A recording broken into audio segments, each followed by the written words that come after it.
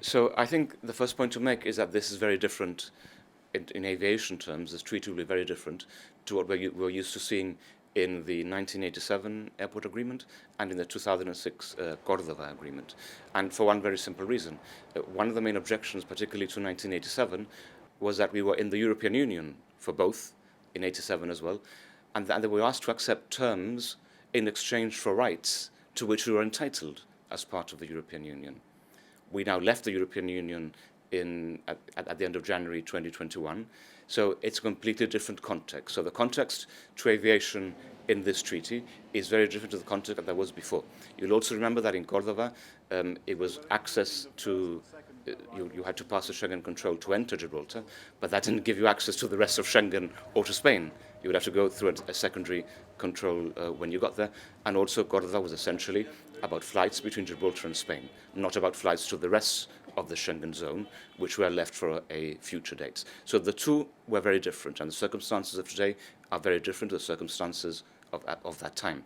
So what we have sought to do in the aviation chapter of the treaty, there will be, as I say, a chapter specifically on aviation, is to ensure, first of all, that there is absolutely no surrender of sovereignty, jurisdiction, or control, that the terminology which we used to hate in relation to the previous two airport agreements are not there, and that what we're talking about essentially is the enhanced use of Gibraltar Airport, particularly for flights between Gibraltar and points in the European Union. It could be in Spain, but it could also be anywhere else in the entirety of the EU and the Schengen zone in particular. And that would open the airport to flights from all these places, which would be very good for tourism, and it would also be an enormous economic boost. So there are things that are similar to Cordoba. For example, the airport would have to be extended because of the Schengen Shack, which is now going to be called the Schengen Shack forever. But will there be a management company, for example, like in Cordoba? So again, the structure is very different. So in Cordoba, you will recall the operating company which run the airport was going to be a 50-50 company between Gibraltar and Spanish interests. So it was going to be 50-50 owned, and they would actually physically run the airport. So in the treaty, people will see we've taken this a step back. That company will not run the airport any longer. Instead, there will be a JV, a Gibraltar-Spain JV, but it will be set in Ireland, established in Ireland. And that Irish company will be responsible for granting the tender to the company that operates the airport. Now, because it's a 50-50 venture, it would mean there can be no change without our agreement to the practice which exists today. So effectively, Gibraltar Air Terminal Limited will continue to do things as they do it today. The Cordoba also had a permanent joint liaison committee to look at how the airport was run. Is that still on the cards in terms of the treaty? So the treaty will be structured and governed by different committees. You will see they're called specialized committees. So you'll see there are specialized committees across the treaty in a number of different areas, and then there'll be a joint committee or a cooperation council which will govern and will bring together the feedback from the different committees. That is a UK-EU treaty, and these are UK-EU bodies. So there will be equally a UK-EU specialized committee on aviation. That committee will again do some of the things. Will examine the way the airport is operating, for example. It will enhance cooperation between the different sides, and it will ensure that we do things in a proper way for the European Union in order to have flights between Gibraltar and the European Union, and also to ensure that those elements of EU law that we apply at the airport are being applied correctly. So what elements of EU law will we see at the airport? So there will be 4 elements of EU law which will be applied through an annex to the treaty. Those 4 elements are ground handling, slots, chargers, and the rights of passengers with reduced mobility.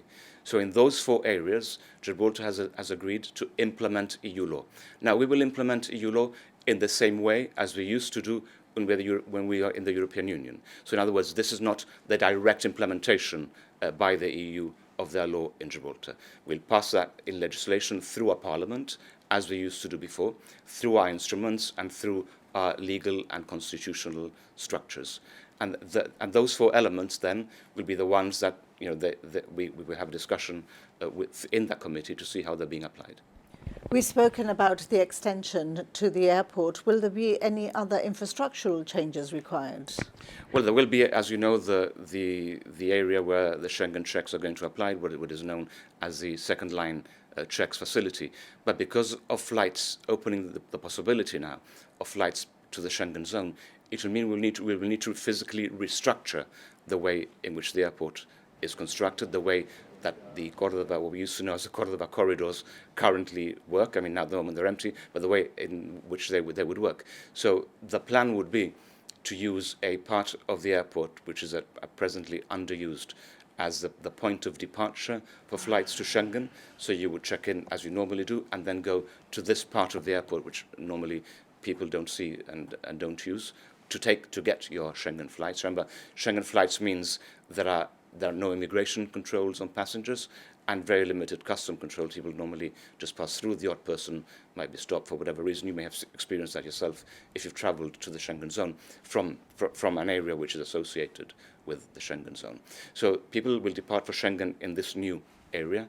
Then arrivals from Schengen will go where we presently receive arrivals from anywhere.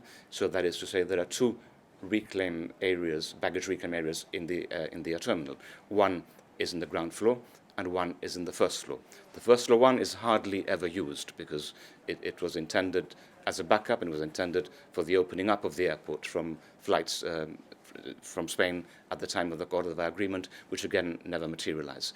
So if you arrive from Schengen, you would go to the bottom, the existing used baggage reclaim area, collect your suitcase, and then travel up corridors towards the second line checks facility to pass through a customs control, but not an immigration control, customs, and then you would come into Gibraltar in the way that you do today, except that you would exit from this area down escalators and down travel along corridors which are presently not used. I mean, all this is better seen than explained, but I'm sure we'll get an opportunity to go and see the actual corridors themselves, and we can explain that. So if you arrive from the UK or from what the EU terms third countries, then when you enter the airport, you would do so through a separate entrance, which is there today, next to the existing one, up escalators. You would travel northwards towards the second line check area. Gibraltar would carry out its controls. Schengen would carry out its controls. The interaction with Schengen would be with machines. I mean, it's important to make that point. Then you would reverse back along a different corridor, which is already there, which is one of the Cordoba corridors, collect your baggage, go towards the customs area, and exit Gibraltar down an area which normally people don't use at the moment. So there are some parts of the infrastructure are there, but there will be changes to the way passengers flow through the air terminal in order to make it a better and a more seamless experience.